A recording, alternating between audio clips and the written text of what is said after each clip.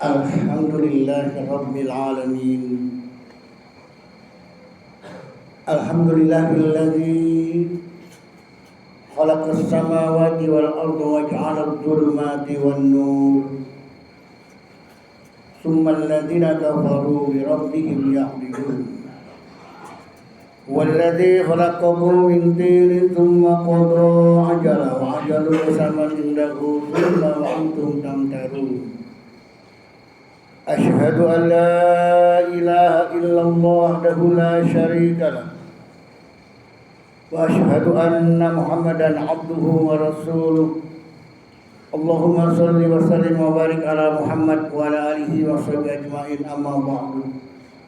Qala Allah ta'ala fil Qur'anil 'azim, a'udzu billahi minasy syaithanir rajim. Ya ayyuhalladzina amanu taqullaha haqqa tuqatih wa la tamutunna illa wa antum muslimun.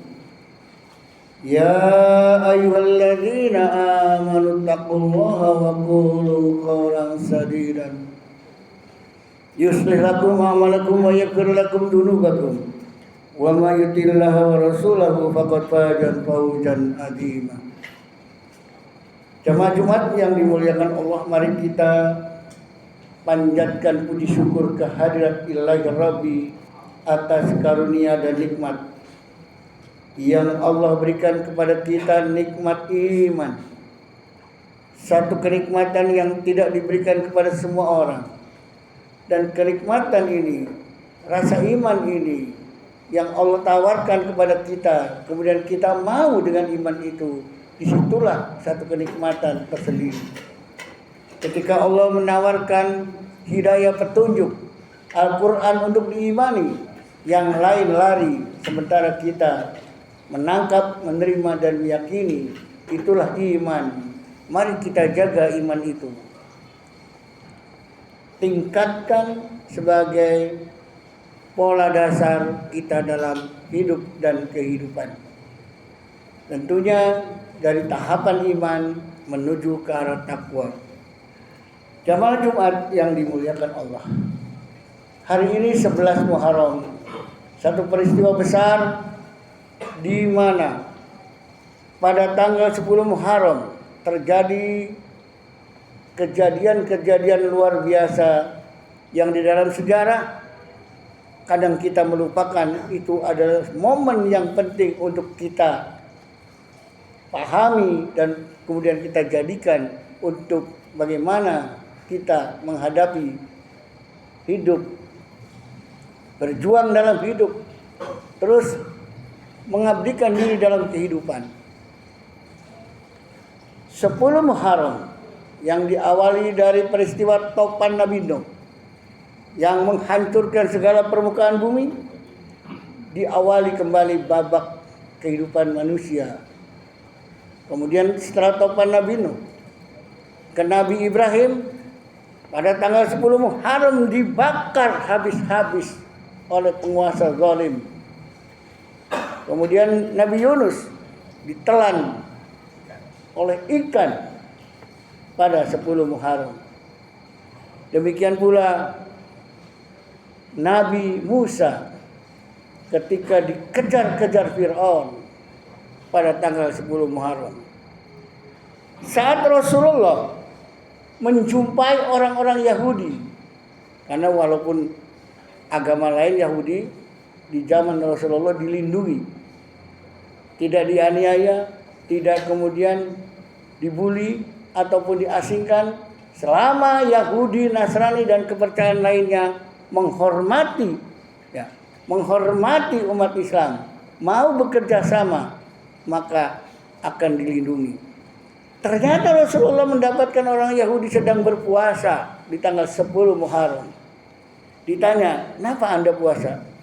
Menghormati perjuangan Nabi Musa ketika dikejar-kejar Fir'aun. Oh, kalau begitu kami umat Islam lebih berhak karena Nabi Musa adalah Nabi kami juga. Kemudian Rasulullah menyatakan,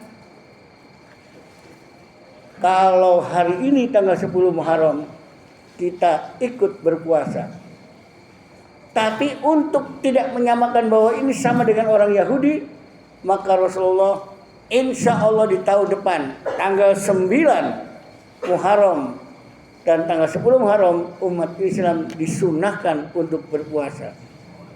Tapi belum sempat Rasulullah menunaikan tanggal 9-nya, Rasulullah sudah wafat. Nah, disinilah betapa peristiwa tanggal 10 Muharram.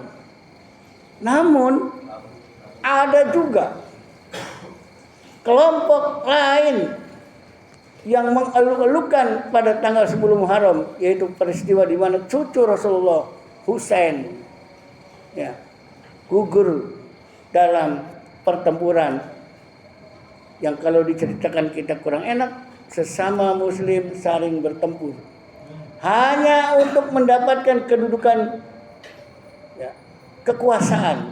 Kalau sekarang mah berkaitan dengan politik ya. Nah, gugurnya cucu Rasulullah Husain kemudian dieluk-elukan oleh kelompok tertentu, dijadikan sebuah sekte dalam Islam, yaitu pemahaman mereka yang menganggap dirinya kelompok orang-orang Syiah. Nah, disinilah mungkin kita, teman kita, sahabat kita tanpa kita ketahui mereka itu juga penganut Syiah. Penganut Syiah ini adalah mereka yang mengeluh-elukan cucu Rasulullah. Tapi bapaknya Husain sendiri, Ali bin Abi Thalib, tidak dielu-elukan. Padahal pemahaman mereka, ini Quran salah turun, harusnya bukan ke Nabi Muhammad, tapi ke Sayyidina Ali. Itulah pemahaman orang Syiah. Ya, kalau kita ngobrol dengan mereka biasa baik-baik saja dan tidak akan menonjolkan itunya. Tapi ketika di kelompok mereka akan bersemangat bagaimana paham Syiah itu yang kemudian menghina istri Rasulullah Aisyah. Kemudian juga sahabat Umar bin Khattab juga dihina. Sayyidina Abu Bakar juga dihina, Utsman bin Affan dihina. Tapi ketika sahabat Ali bin Abi Thalib karena ayah daripada Husain, mereka tidak menghinanya. Bahkan mereka punya paham bahwa ulamanya, kelompoknya, pimpinannya adalah maksum, bebas dari dosa dan tidak boleh diganti seumur hidup sampai mati. Itulah pemahaman Syiah. Mereka menghalalkan kawin mut'ah, kawin kontrak. Selagi mau jadikan istri, kalau sudah nggak mau cerai. Enak banget itu bagi laki-laki yang doyan kawin atau doyan perempuan. Nah, disinilah kita harus betul steril kita. Kalau ada mereka yang kemudian bicara seperti itu, mangga didiskusikan, tanyakan dan seterusnya. Ada suatu dialog di mana-mana, debat antar tokoh Islam dengan tokoh Syiah besar-besaran. Waktu masih hidupnya tokoh Syiah yaitu Jalaluddin Rahmat. Wah, hebat juga. Di Cirebon juga pernah terjadi. Nah, disinilah tapi ada sebuah perdebatan yang praktis dan gampang menghadapi orang Syiah. Kenapa? Setiap ulama yang menghadapi tokoh Syiah itu kebanyakan kalah berargumentasi, ilmunya, wawasannya luas. Tapi ini ada kiai yang biasa-biasa saja, diajak debat oleh orang Syiah. Nah, ketika debat dengan orang Syiah, ternyata kiai ini datangnya telat di sebuah masjid besar. Sendal jepitnya dikempit, dibawa masuk ke masjid, ke dekat mimbar, ada meja di situ, ditaruh di bawah mimbar. Panitia mempersilakan apa Syiah dulu atau ustaz atau Pak Kiai dulu. Kata Pak Kiai, mangga silakan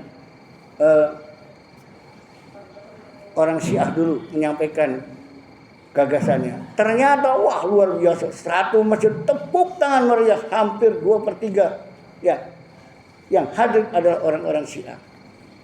Sudah selesai, baru giliran Pak Kiai. Ketika Pak Kiai menyampaikan pesannya, pertama, mohon maaf, saya telat datangnya karena ada kemacetan. Yang kedua, ya, tadi bertanya orang Syiah dalam pemaparannya, kenapa Pak Kiai bawa sendal ke dalam masjid? Jawaban Pak Kiai, saya itu takut. Sebab di zaman Rasulullah banyak orang-orang Syiah yang mencuri sendal. Jadi saya bawa, takut sendal saya hilang. Dijawab oleh orang Syiahnya, Pak Kiai gimana? Apa Pak Kiai nggak sadar apa yang dikatakan? Nuduh orang Syiah ngambil sendal di masjid di zaman Rasulullah. Tahukah Pak Kiai, hadirin sekalian, di zaman Rasulullah Syiah itu belum ada. Nah, kata Pak Kiai itu, Anda menjawab sendiri kan pernyataannya. Jamaah sekalian, di zaman Rasul Syiah itu tidak ada. Sekarang ada. Lantas ngapain kita bicara Syiah?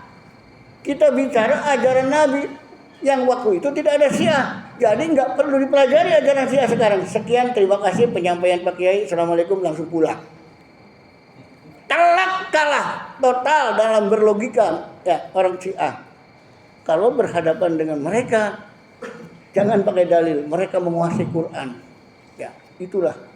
Nah, oleh karena itu, mari jamaah yang dimuliakan Allah, dalam tahun hijrah ini, ya memang kelihatannya 10 Muharram menjadi momen bagi orang-orang Syiah yang mengadakan upacara, memukul dirinya sendiri dengan pisau, dengan apa dan sebagainya, berdarah-darah untuk merasakan perjuangan disiksanya cucu Nabi Muhammad saat itu, sehingga merasakan cintanya kepada cucunya Nabi Muhammad Husain. Nah, ini kan satu perbuatan yang enggak pas, sampai bercucuran darah dan sebagainya, penghormatan, mencintai ya yang dianggap tokoh daripada Syiah, yaitu cucu Nabi Muhammad. Nah, oleh karena itu, marilah suasana hijrah ini kita jadikan sebuah momen. Apakah kita semangat keislaman kita? Apakah iman kita masih seperti yang dulu? Atau kita dalam keadaan galau, meninggalkan atau melalaikan Islam? Saat sholat tidak sholat, apalagi yang lainnya. Satu kesadaran dalam beribadah, sehingga saat kita sibuk segala mencari dunia, lupa bahwa dirinya sebagai seorang muslim. A'udzubillahi minasyaitonirrajim. Alladzina amanu wa hajaru wa jahadu fi sabilillahi bi amwalihim wa anfusihim a'dhamu darajatan indallah wa ulaika humul faizun. Orang yang beriman berhijrah berjihad fi sabilillah di jalan Allah. Ya, orang itu adalah mendapat kemenangan, keberuntungan. Nah, bulan hijrah mengingat kepada hijrah, bagaimana Rasulullah menanamkan akidah yang di mana ketika di Mekah dicaci, dimaki, dibantai, ditangkap, bahkan ada yang dibunuh. Kemudian Rasulullah hijrah ke Yathrib, ke Madinah. Nah, disinilah apakah kondisi keimanan kita yang sekarang ini terlalaikan, mudah dipengaruhi, dan iman kita ini dalam keadaan nggak jelas, ya, kesadaran Islam yang nggak jelas, maka perlu hijrah. Kalau sementara ini kita sebagai manusia, sebagai pribadi, sebagai rakyat ataupun aparat, kalau merasa ada hal-hal yang kita lakukan kurang baik, maka hijrah kembali kepada kesadaran iman agar kita lurus dalam kehidupan, jangan kemudian terbawa arus. Sebagai pedagang, tentunya pedagang harus jujur, jangan mengurangi penimbangan. Sebagai karyawan harus baik-baik, jangan kemudian kerjanya lara-wara. Sebagai pengusaha, tentunya pengusaha juga harus jujur. Sebagai aparat, apalagi harus aparat itu juga melaksanakan tugasnya sesuai dengan tupoksinya. Jangan kemudian memanfaatkan jabatannya untuk kepentingan dirinya, sehingga menghalalkan apa yang diharamkan, mendapatkan kesempatan saat mendapatkan jabatan. Luar biasa kalau kita hijrah ini sepenuh hati, dilaksanakan untuk kembali kepada satu kesadaran. Jangan kemudian kita ini saat diperingati dengan pergantian tahun, ada cerita sejarah hijrah, kemudian kita tidak mendapatkan hikmahnya. Nah, oleh karena itu jamaah yang dimuliakan Allah, kecenderungan kita apakah kepada urusan dunia, ingin mendapatkan apapun sebanyak-banyaknya, sudah mendapatkan bisnis yang luar biasa besarnya, masih kurang saja, ingin mendapatkan yang lebih banyak lagi, sehingga ya harusnya bisa dikerjakan sama orang lain, dikuasai oleh mereka yang memang dekat dengan penguasa, sehingga yang lain tetap ya tidak mendapatkan apa yang diprogramkan oleh pemerintah untuk rakyatnya, sementara dipegang, dikuasai oleh mereka yang dekat dengan kekuasaan. Ingin mendapatkan satu proyek, sekian proyek, sampai menghabiskan 218 miliar. Tapi akhirnya uangnya kandas, dibawa korupsi oleh orang yang merasa bertanggung jawab dalam melaksanakan proyek itu. Oleh karena itu jemaah yang dimuliakan Allah, mari ya sekali lagi kita lebih mencintai Allah dan Rasulnya. Kul in kana aba'ukum wa abna'ukum wa ikhwanukum wa azwajukum wa ashiratukum wa amwalun iktaraftumuha wa tijaratun takhshawna kasadaha wa masakinu tardawnaha ahabba ilaikum minallahi wa rasulihi wa jihadin fi sabilihi fatarabbasu hatta ya'ti Allah bi amri. Wallahu la yahdil qaumal fasikin. Ayat ini menyatakan, engkau apakah lebih mencintai bapak-bapakmu, anak-anakmu, saudaramu, istri-istrimu, saudara perempuanmu, harta benda yang kamu tinggalkan, bisnis yang melimpah ruah, rumah-rumah mewah yang ditempati, maka